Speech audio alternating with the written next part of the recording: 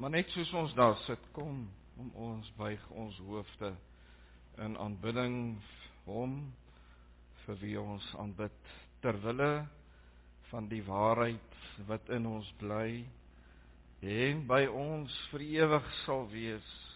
Genade, barmhartigheid, vrede sal met julle wees, van God die Vader en van die Here Jesus Christus, die Seun van die Vader in waarheid en liefde. Mag barmhartigheid en vrede en liefde vir julle elkeen vermenigvuldig word. Amen. Nou vanoggend se skrifgedeelte is uit Johannes 21, die laaste hoofstuk in die boek of in die Evangelie van Johannes. Johannes is een van die mooi boeke, gewoonlik vir iemand wat pas tot bekering gekom het, is die Johannes Evangelie seker een van die mees van paste boeke om vir so iemand te gee, om daar die woord te begin in Johannes Evangelie. Maar voor ek vir ons die paar versies lees, kom ons maak ons oë toe. Here, dankie vir elkeen vanoggend hierso. Dankie vir hierdie wonderlike weer daar buite. Dankie dat U teenwoordig is hier in hierdie gebou, want U is in U kinders. Dankie dat ons U waarlik mag ervaar, dat ons 'n verhouding met U mag hê, dat ons U mag aanbid vir wie U is. Here, mens besef het, veral so as die reën val, as ons die gras en die blommetjies nat maak, as dit warm en droog is, dan sukkel die gras en die blomme om te groei. Maar is so oplettend, so opmerksaam as U reën gee, dan kry alles lewe. Net soos ons as mens en plant en dier afhanklik is van water, dit wat U bedoeling was, so getuig ons vanoggend dat ons totaal en al afhanklik van U is. Daarom is my gebed, Here, dat die een en elkeen wat in hierdie gebou sit vanoggend sal ontmoet. U woord deur die Gees, ons Heer en lewendmaker van ons geloof, sal kom opnuut vars maak in elkeen se harte. Ons ore en oë sal oopmaak. Dankie daarvoor, Here, in die kosbare naam van Jesus, die Messias. Amen. Johannes 21 en ek lees daar vanaf vers 15. Toe hulle klaar geëet het, vra Jesus vir Simon Petrus: Simon, seun van Johannes, het jy my baie lief? Meer as hulle hier. Ja, Here, antwoord hy hom, U weet dat ek U liefhet. Hy sê toe vir hom: Laat my lammers wei. Jesus vra hom weer 'n tweede keer: Simon, seun van Johannes, het jy my baie lief? Ja, Here, antwoord hy hom, U weet dat ek U liefhet. Hy sê toe vir hom: Pas my skape op. Jesus vra hom die derde keer: Simon, seun van Johannes, het jy my lief? Petrus het bedroef geword, omdat Jesus hom die derde keer gevra het jy my lief? En hy antwoord hom: Here, U weet alles. U weet dat ek U liefhet. Hy sê toe vir hom: Laat my skape wei. Tot sover. Tradisioneel weet ons dat vanaf Paasnaweek die kruisiging en die opstanding van die Here Jesus verloop daar 40 dae voor die hemelvaart. En dan van die hemelvaart is daar 'n verdere 10 dae wat verloop voor die uitstorting van die Heilige Gees. Dis dan ook wat Pinkster beteken. En dan hierdie gedeelte in die Johannes Evangelie gebeur in hierdie 40 dae, waar Christus verskeie kere aan sy disippels verskyn het.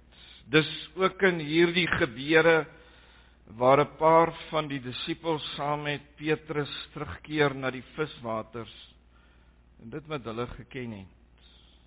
Of hulle terugkeer na hulle lewe wat hulle geken het in afwagting wat nog moet gebeur, of dalk het hulle gaan visvang want hulle was honger gewees, want ons lees daar in die vooraf gedeelte, hulle deur die nag vis gevang maar niks gekry nie.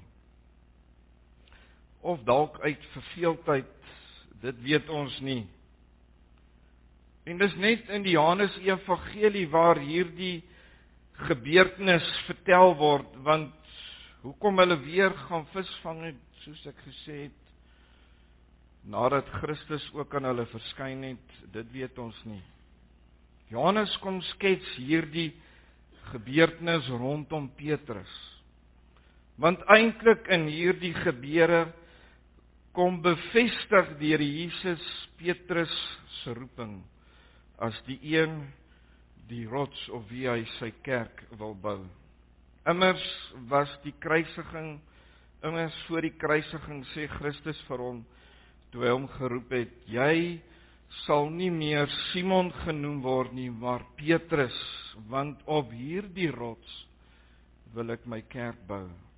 Hierdie gebeure is hier dus die bevestiging dat die Here Jesus aan Petrus sy roeping kom bevestig het. Dit is belangrik dat ons kyk na Petrus se lewe voor die kruisiging.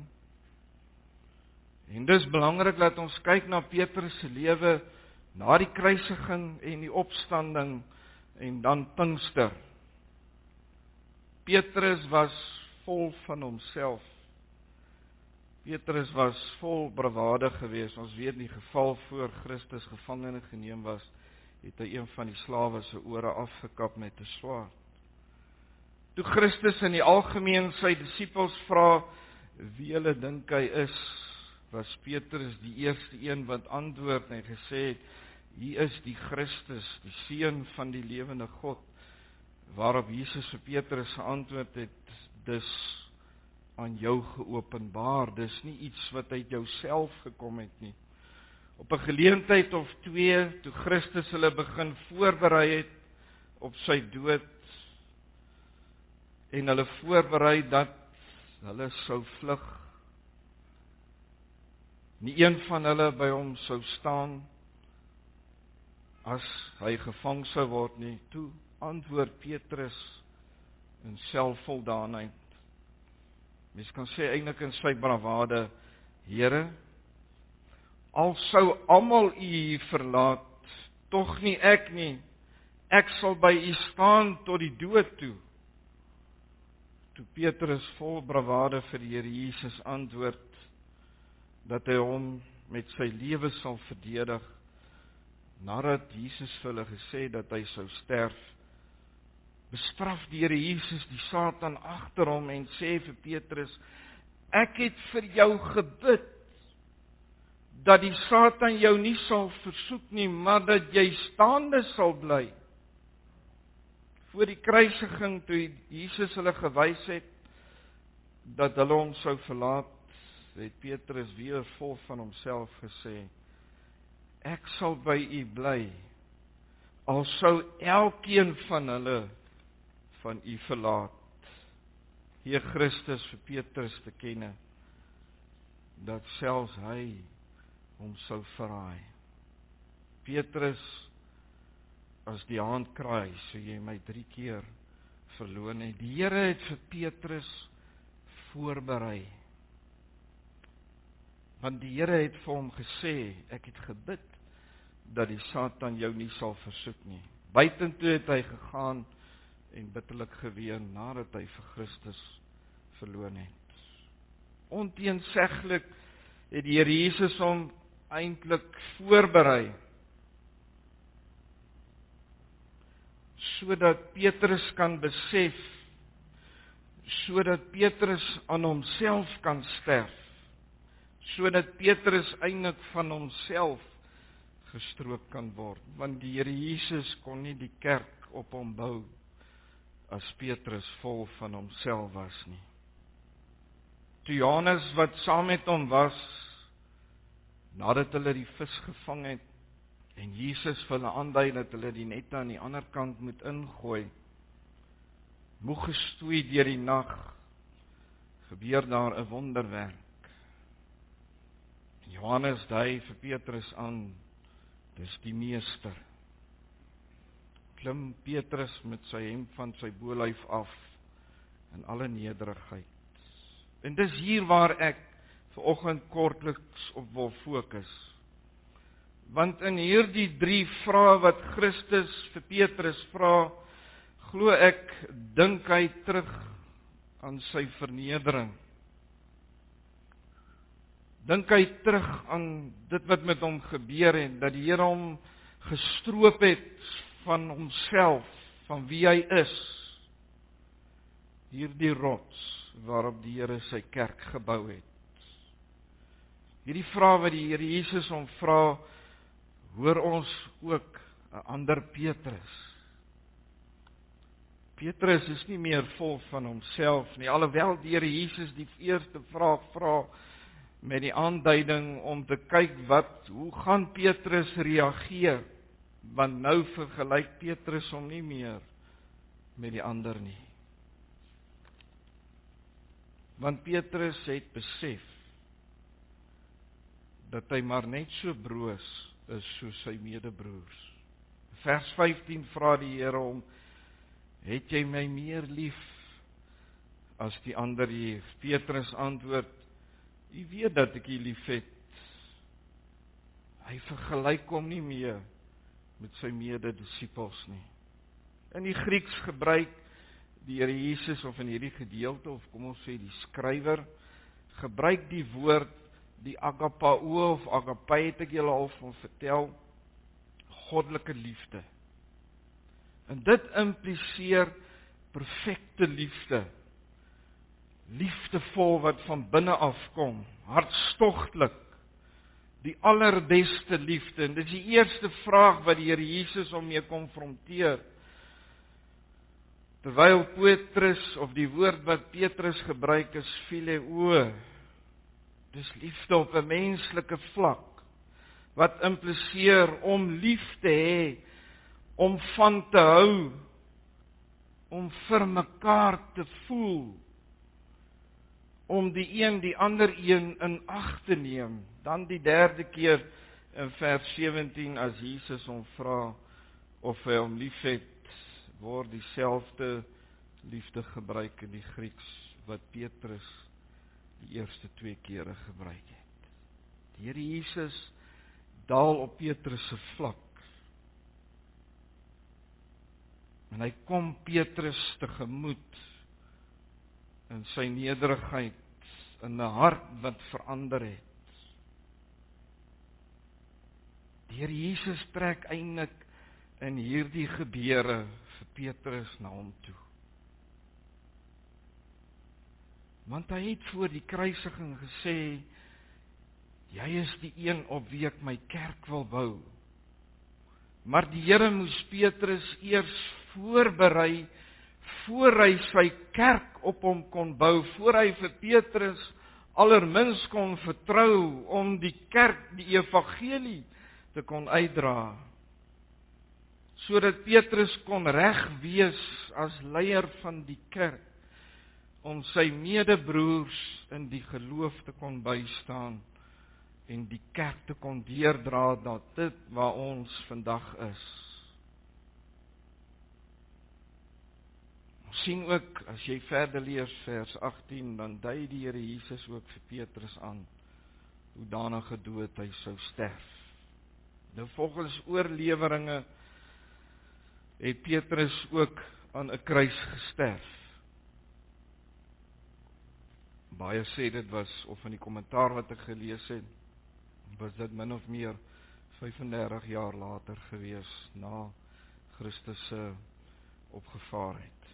Maar volgens oorleweringe weet of dit wat ons leer in die geskiedenis, die oorlewering, het sy dit opgeteken is, of mondelings oorgedra is, en toe ook opgeteken is, wou Petrus nie soos sy Heer en Meester aan die kruis hang nie.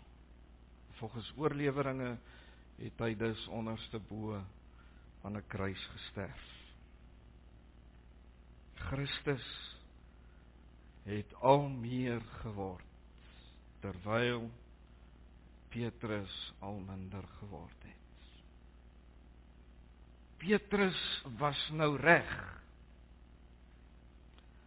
om die rots van die kerk te word, waarop Christus sy kerk wou bou. Toe Heer Jesus vir Petrus hierdie vraag geantwoord het, elke keer wat hy hom gevra het, het hy vir hom 'n ander antwoord gegee. Die eerste een is, het die Here vir Petrus gesê, laat my lammers wei. Laat my kinders in die geloof wei. Laat die kindertjies van ouers wei in die geloof. Vir hulle wat nog jonk in die geloof is. En die tweede antwoord wat die Here vir Petrus gee is, pas my skape op. Dis hulle wat volwasse is in die geloof. Kyk dat niks van buite of binne hulle vertrap of verskeer nie, of dat hulle afvallig word nie. Dan die laaste een waarop die Here vir Petrus antwoord is, laat my skape wei, voed hulle op in die waarheid, lei hulle in die waarheid. Hoe vol van die Heilige Gees, totaal en afhanklik van God se Gees, absoluut oorgegee aan hom. En dis dan wanneer hierdie eerste twee liefdes wat die skrywer na verwys, die agapao. Dit is dan wanneer dit in die rots van die kerk, of die een wat die kerk moes lei, die disippels en later predikante, pastore, dat God se liefde deur hulle moes straal, die kudde, elke gemeente is 'n kuddetjie, dat die Here die leraar of die predikant of die pastoor daar gestel het, dat met sy liefde, nie my en jou liefde nie, dat sy liefde deur ons straal en die flok of die skape, die lammetjies sal opvoed in die woord. Vol sagmoedigheid, vol deernis, om ook ferm te wees in die waarheid, geen kompromie aan te gaan met die leuen nie, die waarheid verkondig en die dwaal uitwys, is tog immers liefde, eerste teenoor ons Vader, om vooruit te gaan in sy geestelike lewe, anders kan hy die skape nie lei nie. Dis ook so belangrik dat die skape, die lammers, sal groei tot skape en dat die skape sal groei tot volwassenheid in die geloof. En dit bring my by die boodskap van vandag. Dis nie net die predikant en die pastoor nie. Dis tog ook die ouderling en die diaken, die opsiener, soos die ou vertaling sê, van die gemeente. Maar tog is dit nie net hulle nie, dis paas en maas ook, wie skape is van sy kudde, wat ook moet omsien daar waar jy is in jou huishouding, want 'n huishouding is tog 'n gemeente in die kleine. Daar's 'n vers in die Ou Testament wat sê, God gee kinders, sodat daar 'n nageslag sal wees, wat hom sal ken, hom sal dien en hom sal eer. Dis hoekom die Here kinders gee. Dis hoekom kinders geskenke is van die Here. En dis hoekom die verantwoordelik by ons as pa en ma's, maar ek wil vanoggend ook sê, oupa en ouma, julle moet ook die lammertjies, die kleintjies laat wei en opvoed in die weë van die Here. So ook julle kinders wat kinders het, ook lei en opvoed in die weë van die Here. Daar is een groot les te leer uit die lewe van Petrus. Veral ook in ons lewe van gebed. Ek noem dit 'n lewe van gebed. Nie net gebed nie, dis 'n lewe van gebed. Want dit impliseer dat ek as gelowige my lewe daarvolgens inrig. Dis eintlik wat dit beteken. Ek rig my lewe volgens gebed, woordstudie en tyd saam met die Here. Dis waarvolgens elke kind van God sy lewe moet inrig. Gebed is nie net 'n deeltjie van my lewe nie. Vanoggend het ek met die sonnaarskool as 'n geheel gepraat oor gebed. En dit was vir my baie lekker gewees om te hoor. Daar's nou natuurlik 'n klomp skaamkinders, maar hoe die kinders gesels en baie keer die wysheid wanneer uit die kinders uitkom en ek het die vraag gevra, wanneer kan ons bid? Toe noem ek hulle die voorbeeld van die moslems bid in die oggend, die middag en die aand. Ek en jy kan enige tyd kan ons tot die Here nader. Ek het eendag vir die kinders dit so verduidelik, om God se almag te verduidelik. God is te gelykertyd hier, terwyl hy dalk in China te gelykertyd by ander gelowe ook is. Hy is nie nou hier dan daar nie, hy is te gelykertyd by elke kind van God, is hy in ons lewens betrokke. En die vyand kan dit nie doen nie. Dit is net God wat dit kan doen. Maar dat gebed so deel van my en jou lewe sal wees, dat dit is waarom my lewe draai. Daardie persoonlike verhouding, daardie persoonlike toegang wat ek tot die Vader het. Omdat ek hom liefhet. Daarom lei ek 'n lewe van gebed. Ek wil vanoggend vir jou sê, elke gelowige is eintlik 'n voorbidder. Al begin dit daar by daai klein gesinnetjie, pa, ma, bid vir jou kinders. Moenie ophou bid nie. Ek het nou in hierdie week, dink ek wys die Trisha vir my 'n ding wat iemand geskryf het wat sê, gebed is nie hoe lank jy bid, dis maar hoe jy bid. Dit het 'n waarheid in, maar dit het ook nie heeltemal 'n waarheid nie, want bietjie bid, bietjie seën, baie bid, baie seën. Die Here Jesus was vir ons 'n voorbeeld van 'n man van gebed gewees. Hy was konstant in verbinding met sy Vader gewees. Ons lees dit veral uit die evangelie van Lukas. Johannes kan mense dit ook baie mooi optel as jy dit in diepte begin bestudeer, dat die Here eintlik 'n lewe van gebed gelei het, konstant met sy Vader gepraat het, altyd gesê het, ons lees in die Johannes evangelie, ek doen niks sonder dat die Vader dit vir my gesê het nie. Alles wat die Vader my gesê het, dit doen ek. Hy het nie met hom laas gepraat toe hy nog in die hemel was nie, hy het met hom gepraat toe hy op aarde was, konstant in verbinding met sy Vader. Die Here Jesus stel vir my en vir jou 'n voorbeeld. Ons is ook intercessors. Vanoggend sê ek vir die kinders in die sonnaarskool, hoe bid baie van ons almal. Ons bid hier. By jouself, dit wat vir jou saak maak, dit wat rondom jou is. Terwyl as ons die Here Jesus se lewe bestudeer, dan lees ons, hy daar begin bid vir die kerk, en vir hulle wat aan hom sou glo, en dan het hy laaste, bid ons vir onsself.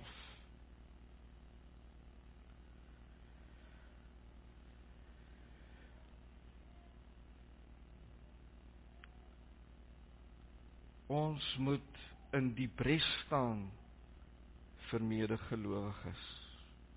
Ons moet medegelowiges dra in gebed. Judas tydlig, ek dink dit was laas jaar of die jaar voor dit wat ek daaroor gepreek het, wat Judas geskryf het, dat hulle wat swak in die geloof is, moet ons help. En hulle wat in die vuur is, moet ons uit die vuur uitruk. Hoe moet ons dit doen? Is op ons knieë. 'n Biddende kerk is tog die voedingsare van die kerk. Dis bewys deur die geskiedenis Dis 'n bewys in God se woord. Dan die laaste uit Petrus se lewe. Hy was oorgegee aan gebed in sy meester. Ons sien veral na Christus se hemelvaart, dat daar in die bo vertrek, het hulle daar gebly, bidend, totdat die Gees oor hom gekom het. En as ons Petrus se lewe bestudeer, dan sien ons Petrus was ook 'n man van gebed gewees. Ons lees dit in Joppe waar hy in die Gees was en met die Here gepraat het. Toe Nikodemus, toe die slaaf van Kornelius na hom toe kom, of hom geroep het, nie meer omdat hy bid, of hy doen nie, maar omdat Christus Jesus in en deur hom werk in gebed. Nie omdat ek so sê of so doen nie, maar omdat ek as sy kind oorgegee is aan hom. Daarom verander hy mense, en daarom maak die Here Jesus gebruik van my, om mense se lewens te verander. Ons sien dit veral in die vervulling van Pinkster, toe Petrus spreek, en meer as 3000 mans op een slag tot geloof in Christus gekom het. Want die Here het Petrus voorberei. Die Here het Petrus van alles kom stroop. Die Here het van Petrus 'n bruikbare instrument in sy hand gemaak. En nou was Petrus betroubaar gewees en kon die Here hom gebruik het. Mag die Here vir my en vir jou hierdie genade gee, dat ons baie keer soos Petrus is, dat die Here ons van onsself moet stroop, sodat hy wat die betroubare is, in en deur my, ander mense se lewens kan beïnvloed. Dit is alleen wanneer God dit doen, want God waak oor sy eer, God waak oor sy naam, want dit kom hom en hom alleen toe. Amen. Kom ons buig ons hoofde. Here, dankie vir Petrus se lewe. Ek kan my baie keer self indink, hierdie rowwe groot Jood wat vis gevang het, harde hande gehad het, Here. Ek dink dalk was hy bietjie en vol van homself, en vol bravade gewees, Here, soos ons die Joodse nasie ook ken, baie luidrigtig. Kan ek myself indink dat Petrus dalk meer luidrigtig was as sy medebroers. Maar dat U die juweel in sy lewe raak gesien het, en dat U hom gevorm het, omdat U hom geroep het. Dat U hom gevorm het, dat Petrus die dag toe hy gesterf het, en na U toe gegaan het, was Petrus aan homself dood, maar U was lewend in hom. Oorgegee in alles aan die Here. Dankie daarvoor, Here. Gee dat ons as U kinders daaruit mag leer, en daaruit mag voed, en dat U ook die bemoeienis wat U met Petrus gemaak het, ook met ons sal maak, dat U vir ons nader na U toe sal trek.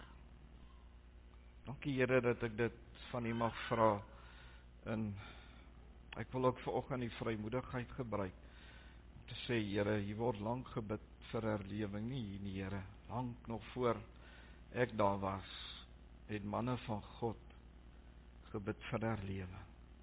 Dis my gebed vir herlewing in die kerk, onder U kinders, sodat U woord meer en meer mag waar word, dat, soos U gesê, die oes is groot, die arbeiders is min. Daarom bid ek vanoggend tot die Here van die oes, dat U ons sal instuur in hierdie oes, want die oes is ryk. en die lande is vol. Maak ons gewillig, maar konform ons eers tot eer en verheerliking van die groot en heilige naam. Seën hierdie dag, seën vanaand wanneer ons verder gaan, 'n week van gebed. Die Here bring elkeen kerk toe. Dankie dat ek vir elkeen vanoggend mag bid, in die wonderlike naam van Jesus, ons verlosser, ons saligmaker. Amen.